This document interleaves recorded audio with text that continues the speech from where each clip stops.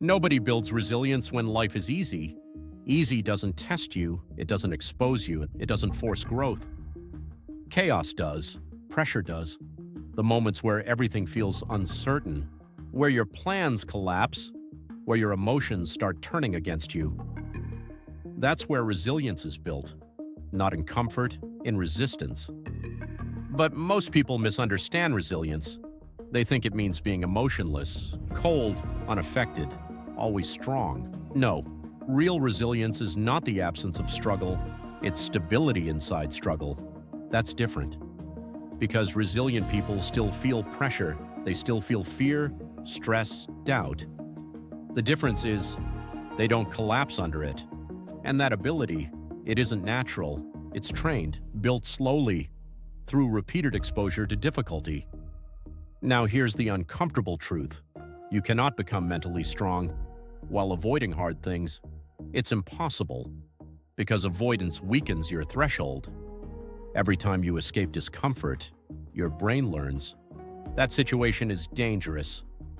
So next time, it feels even harder. That's why comfortable people often become fragile, not physically, mentally. Small stress overwhelms them, minor setbacks break their focus, tiny inconveniences ruin their mood, because they've never trained under pressure, they've trained under comfort. And comfort does not prepare you for reality. Now think about this. Every strong person you admire was shaped by chaos, not destroyed by it. Pressure forced adaptation, failure forced reflection, pain forced growth. And while everyone else was trying to escape discomfort, they learned how to operate inside it. That's the difference. Now here's where most people fail. The second life becomes difficult. They interpret struggle as a sign to stop. This feels too hard. Maybe this isn't for me. I'm overwhelmed. But difficulty is not always a warning. Sometimes it's training. And if you quit every time things get uncomfortable, you never build capacity. You stay emotionally weak, dependent on conditions being perfect. And conditions are never perfect for long. That's reality. Now here's the shift. You stop asking, how do I avoid chaos?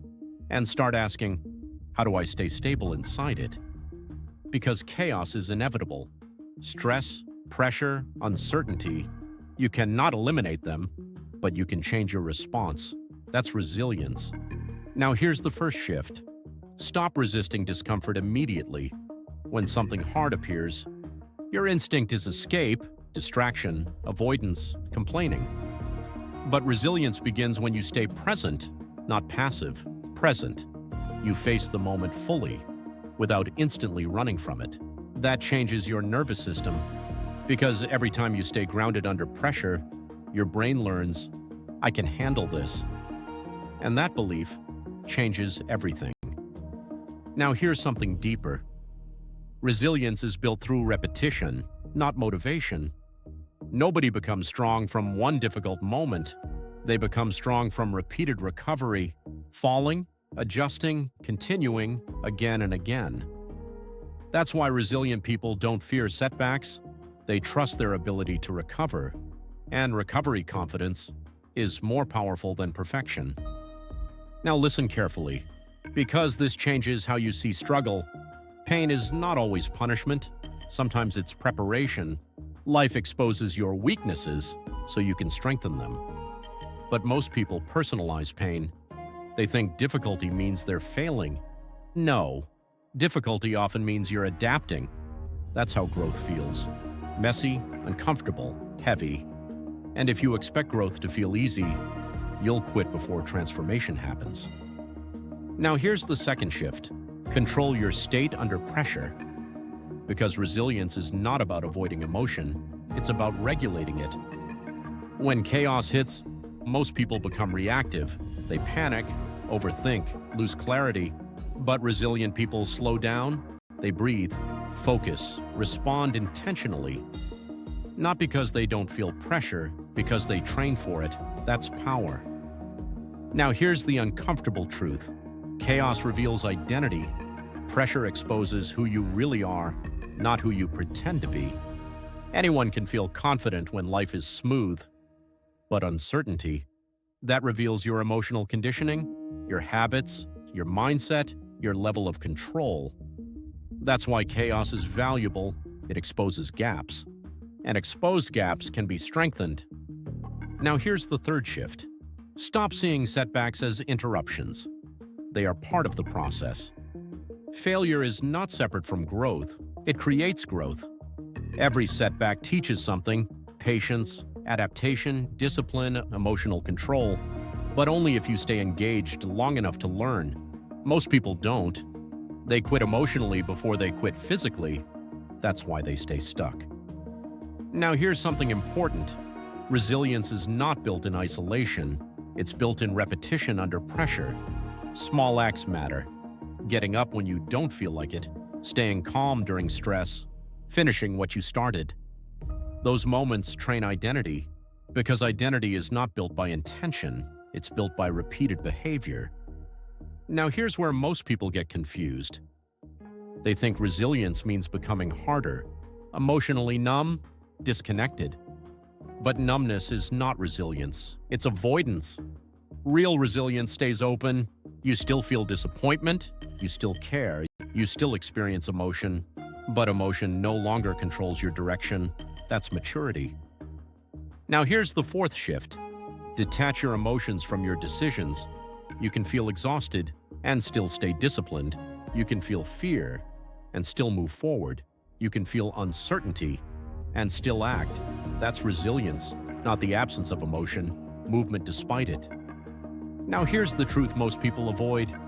Easy lives create weak minds, not always externally, internally, because without challenge, there's no reason to adapt, no reason to strengthen, no reason to evolve.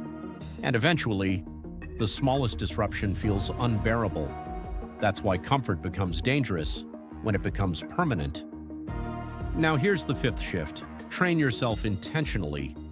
Do difficult things on purpose, not extreme things, consistent things. Wake up earlier, exercise when you don't feel like it. Have uncomfortable conversations, finish hard tasks, because every voluntary struggle increases your capacity for involuntary struggle. That's how resilience compounds. Now listen carefully, because this is the final shift. Chaos is not the enemy. Unpreparedness is, and most people spend their lives trying to eliminate discomfort instead of increasing their ability to handle it. But life will always change. Pressure will always appear. Uncertainty will always exist. So the goal is not protection from chaos, it's stability within it. And once you develop that, everything changes. You stop panicking under pressure. You stop collapsing during setbacks. You stop needing perfect conditions to function. You become adaptable, grounded, dangerous. Now step back. Think about the hardest moments in your life, the moments you thought would break you. What actually happened? You adapted, you survived, you learned.